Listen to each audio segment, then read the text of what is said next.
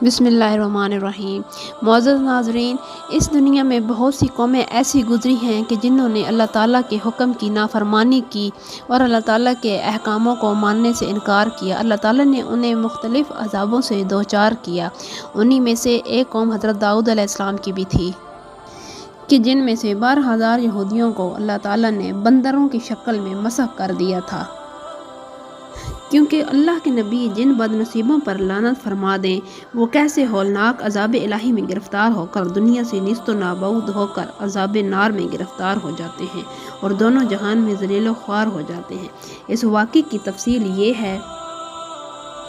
روایت ہے کہ حضرت داؤد علیہ السلام کی قوم کے 70,000 آدمی عقبہ کے پاس سمندر کنارے ایلا نامی گاؤں میں رہتے تھے اور یہ لوگ بڑی فراخی اور خوشحالی کی زندگی بسر کرتے تھے۔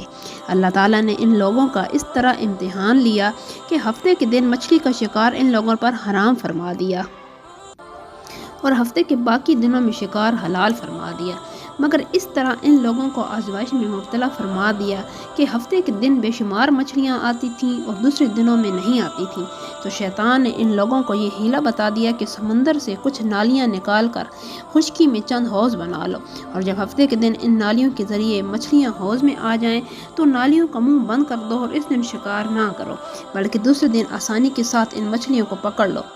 ان لوگوں کو یہ شیطانی حیلہ بازی پسند آ گئی اور ان لوگوں نے یہ نہیں سوچا کہ جب مچھلیاں نالیوں اور حوض میں مقید ہو گئیں تو یہی ان کا شکار ہو گیا، تو ہفتے کے دن شکار کرنا پایا گیا جو ان کے لیے حرام تھا۔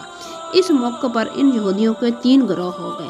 کچھ لوگ ایسے تھے جو شکار کے اس شیطانی حیلہ سے منع کرتے رہے اور ناراض و بیدار ہو کر شکار سے باز رہے۔ کچھ لوگ اس کام کو دل سے برا جان کر خاموش رہے، دوسرے کو منع نہیں کرتے تھے، بلکہ منع کرنے والوں سے یہ کہتے تھے کہ تم لوگ ایسی قوم کو کیوں نصیحت کرتے ہو جنہیں اللہ تعالیٰ ہلاک کرنے والا یا سخت سزا دینے والا ہے۔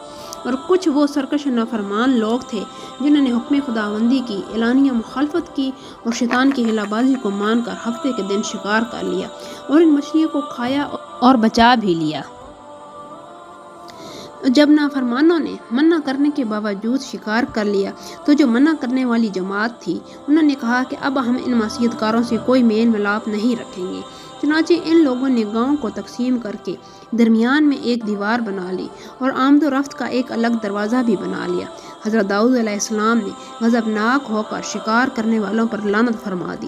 اس کا اثر یہ ہوا کہ ایک دن خطا کاروں میں سے کوئی بھی باہر نہیں نکلا تو انہیں دیکھنے کے لیے کچھ لوگ دیوار پر چڑھ گئے تو کیا دیکھا کہ وہ سب بندروں کی صورت میں مسخ ہو گئے ہیں۔ اب لوگ ان مجرموں کا دروازہ کھول کر اندر داخل ہوئے تو وہ بندر اپنے رشتہ داروں کو پہچانتے تھے اور ان کے پاس آ کر ان کے کپڑوں کو سونگھتے تھے اور زار و قطار روتے تھے، مگر لوگ ان بندر بن جانے والوں کو نہیں پہچانتے تھے۔ ان بندر بن جانے والوں کی تعداد 12,000 تھی۔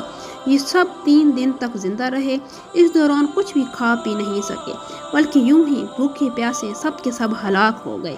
شکار سے منع کرنے والا گروہ ہلاکت سے بچا رہا، سلامت رہا۔ اسے یہ کہ دل سے برا جان کر خاموش رہنے والوں کو بھی اللہ تعالیٰ نے ہلاکت سے بچا لیا۔ اس واقعے کی پوری تفصیل سورۃ اعراف میں ہے، جس کا ترجمہ یہ ہے کہ اے رسول ان یہود سے حال پوچھو اس بستی کا جو دریا کے کنارے تھی، جب وہ ہفتے کے بارے میں حد سے بڑھے، جب ہفتہ کے دن ان کی مچھلیاں پانی پر تیرتی ہوئی ان کے سامنے آئیں اور جو ہفتہ کا دن نہ ہوتا تو نہ آئیں، اس طرح ہم ان لوگوں کو آزمائش میں ڈالتے تھے ان کی نافرمانی کے سبب۔ اور جب ان میں سے ایک گروہ نے کہا کیوں نصیحت کرتے ہو ان لوگوں کو جنہیں اللہ تعالیٰ ہلاک کرنے والا اور انہیں سخت عذاب دینے والا ہے، تو وہ لوگ بولے تمہارے رب کے حضور عذر کرنے کے لیے اس لیے بھی کہ شاید یہ ڈر جائیں۔ پھر جب بھلا بیٹھے جو نصیحت انہیں ہوئی تھی تو ہم نے ان لوگوں کو بچا لیا جو برائی سے منع کرتے تھے اور ظالموں کو بڑے عذاب نے گرفتار کر لیا ان کی نافرمانیوں کو بدلہ دینے کے لیے۔ پھر جب انہوں نے ممانعت کے حکم سے سرکشی کی تو ہم نے فرما دیا کہ تم لوگ دھتکارے ہوئے بندر ہو جاؤ۔ اصحاب ایلا کہ اس دل دہلا دینے والے واقعے سے عبرت کا سامان ہے جو رہتی دنیا تک لوگوں کو یہ باور کراتا رہتا ہے کہ اللہ تعالیٰ اور اس کے رسول کی نافرمانیوں کی ایسی ہی دردناک اور ہولناک سزائیں اور عذاب ملتا ہے۔ ملتے ہیں انشاءاللہ تعالیٰ اگلی ویڈیو میں۔ بہت شکریہ۔ اللہ حافظ۔